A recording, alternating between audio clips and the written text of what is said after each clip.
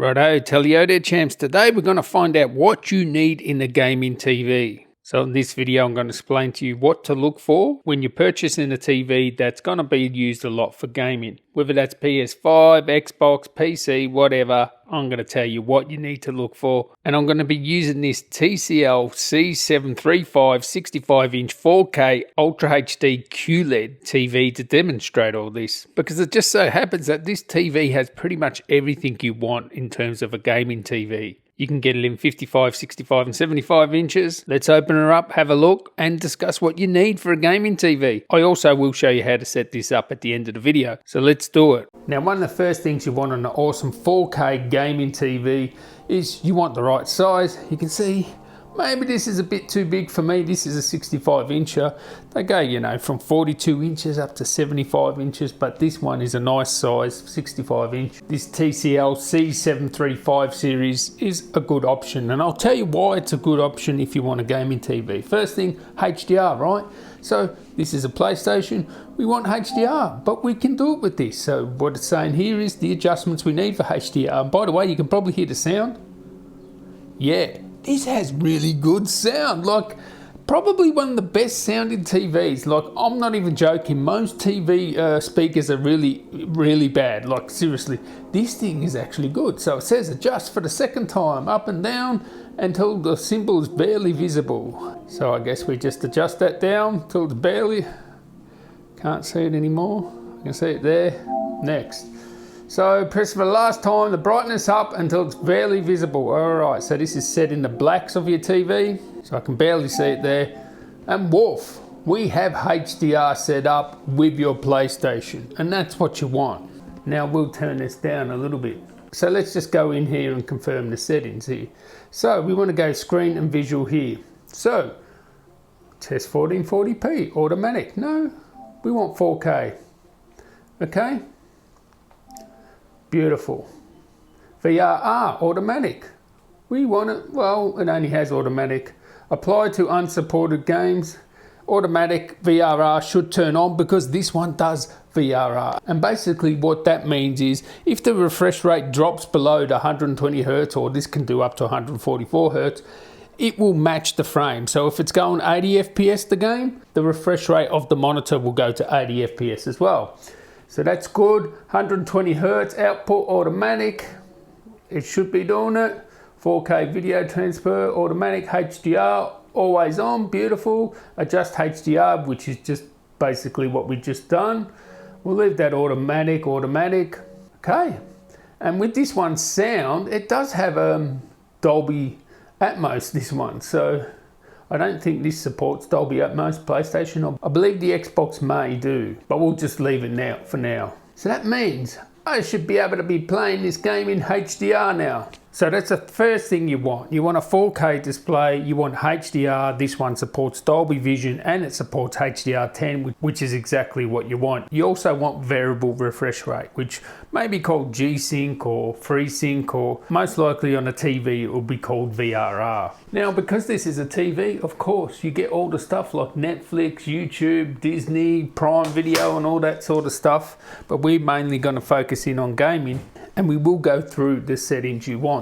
Let's just have a look at this in glorious HDR, because I've already set it up for HDR. Let's have a look at it and see how good it is for gaming. So here we are in HDR glory. Now I've set it up for high refresh rate, variable refresh rate, HDR, everything is set up, and we'll test it on the PC later. But yeah, this is definitely HDR. You can probably hear it. Whoa, wrong control there. Might want to change the gears, but whoa. Yeah, but there you can see it. And here's the deal, right? Because it's got high refresh rate, 120 Hertz in this case, it can go up to 144 Hertz, variable refresh rate. Because it has that high refresh rate, it's nice and smooth. Now, the thing about big TVs is everything is amplified. So if this had like bad input lag, and that's another thing you want. You want something with low input lag. Now this has a low input lag mode, and you make sure you plug it into HDMI 1, because that's where you get all the goodies on HDMI 1. You get the highest refresh rate and you get the low latency, the low lag input for gaming. And this has low input lag, so that means the input lag from the actual HDMI cable to your PlayStation, Xbox, whatever. So the first thing I would do on a big screen like this is just go side to side. Is the input lag low? And as you can see here, you're watching it in 24 frames per second, mind you, but it seems nice and smooth going side to side because it has that high refresh rate, low input lag. Now, pixel response is another thing for another day. But I mean, if it had really bad pixel response, it's something I would pick up straight away because I would start feeling nauseous. So I would say the pixel response is at least decent. So I wouldn't say it's the lowest pixel response ever, but I certainly do not feel drunk going side to side like that. And you guys know exactly what I'm talking about if you have your 60 Hertz display and you're wondering why, why does it feel like it's, blurring and, lagging and ghosting, and why is it doing that? Well, that's because it's not low input lag, the pixel refresh rate is slow, and also it's not high refresh rate. So this one ticks pretty much all the boxes there. Let's go into the settings, and we're just going to go there, settings. All right, so this is what you want: inputs, channels and inputs. So we want to go inputs, input settings. Okay, so we want to go to HDMI 1, click on that. This is just really just for renaming it, so we'll just get out of there. Advanced HDMI on, yes, we want 2.1 and 2.0. This supports 2.1. That's another thing you want in the gaming TV. You definitely want 2.1, and this has 2.1, so I set it to always on 2.1. Now this is consumer electronic, PlayStation 5. Yep, you can set that for these, and this is basically power settings. Does it come on automatically, blah blah blah. Can things control it by HDMI? eARC, this has eARC, so if you've got one stereo and you want multiple inputs to share the same stereo and stuff like that, eARC is a whole rabbit hole we can go into, but basically for gaming you have it with this, so that's awesome. Auto low latency, this is what you want 100% for sure. You want the lowest latency, and this TV has it.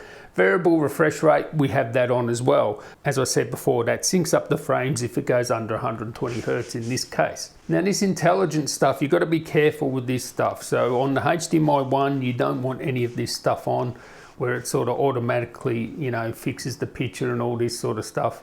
We go to advanced settings and we go to Game Master. Okay, so click on Game Master, and as you see here, you have the Game Master setting which you can turn on and off. And basically what it says there is that by turning on Game Master, you will have enhanced picture quality. ALLM will be activated, that'll be your latency thing. More interest game tools, reduced input lag, only available when a console is plugged in. CEE will be turned off automatically. So what you've got to do is you've got to make sure that CEC is off before you can turn on Game Master, and there you can have an FPS counter if you want to, but auto latency, variable refresh is on. And as you can see, auto low latency mode is HDMI 2.1, automates process of adjusting display quality to improve performance. So 1 millisecond response time it's saying there with this auto low latency, which is just, whoa, that is wow. So we'll just start this game again. So you got HDR, you got variable refresh rate, you got everything you want in gaming, low input lag, HDMI 2.1 it has everything a gamer wants. This is what a gamer wants. If you have a PS5, Xbox, this is an excellent TV to get because it has all those features you want. And I'm going to tell you right here, right now, you're playing on mum's TV. If mum's going to get a TV or whatever, make sure she gets a TV that has all these sort of features, and this is a good one because it has every feature basically possible a gamer would want. So this is excellent for PlayStation 5, Xbox, and we'll have a quick look on the PC. So now I'm using a PC, and what you can see here is the Game Master. I can't turn it on with the PC, so it seems to be only working on the console. This may be something they should probably update in a BIOS update, or sorry, a firmware update for this TV. But let's have a look at it on the PC. There you go. Now this desktop mode is in HDR, and which HDR always looks rubbish on the desktop. Like when the game comes on, you'll see it looks good, but on the desktop, it's just a Windows thing. But as you can see here, 4K, 10-bit panel, that's what you want. HDR, 766 nits. And now it's in PQ mode, apparently. So how cool is that? 120 Hertz, 4K, HDR, WOLF, 10-bit, everything you want, low input lag, variable refresh rate. And here you can see I can enable G-Sync. So it's variable refresh rate, but G-Sync is supported and G-Sync is on. So what that means is it has the best variable refresh rate, which is G-Sync is the best. Okay, so this can support it on your desktop there. So HDMI 2.1, eARC, everything you want for a gamer, this TV has. So let's see Flight Simulator HDR10. Let's see how it looks on this display. As you can see here, Flight Simulator, and we're going to put it in ultra performance mode on DLSS because I've only got a 3070 hooked up to this. So here you can see we have HDR10 on, WOLF. That's what you want, right? HDR10. We're not going to use VSync because we're using G-Sync, and we've got everything else set to high.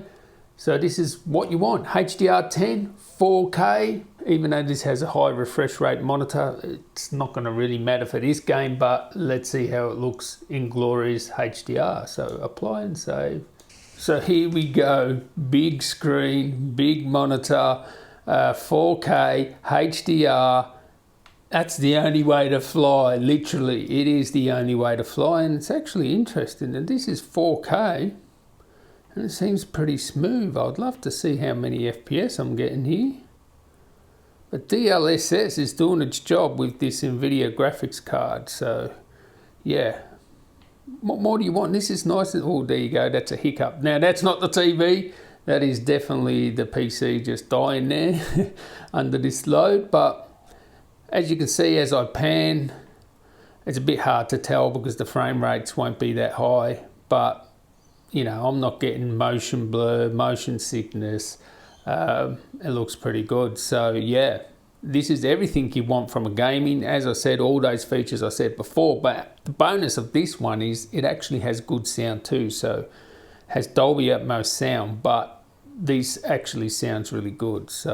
So yeah, you could do a lot worse than getting this TV. So that's what you want in a gaming TV. I'll leave a link in the description to this one in particular. This is really good because it's actually good value. Like it's 1,500 Australian dollars, right? 1,500, all right? For 65-inch 4K, HDR, all those features I just told you. 1,500. What? Like seriously, that's a good value if you ask me. But if that's your sort of budget, they're the things you want to look for. This one has all those things, great for console gaming and PC gaming. Yeah, what more do you want in a gaming TV? This has got it. So anyway, catch you in the next one, guys. Tally ho.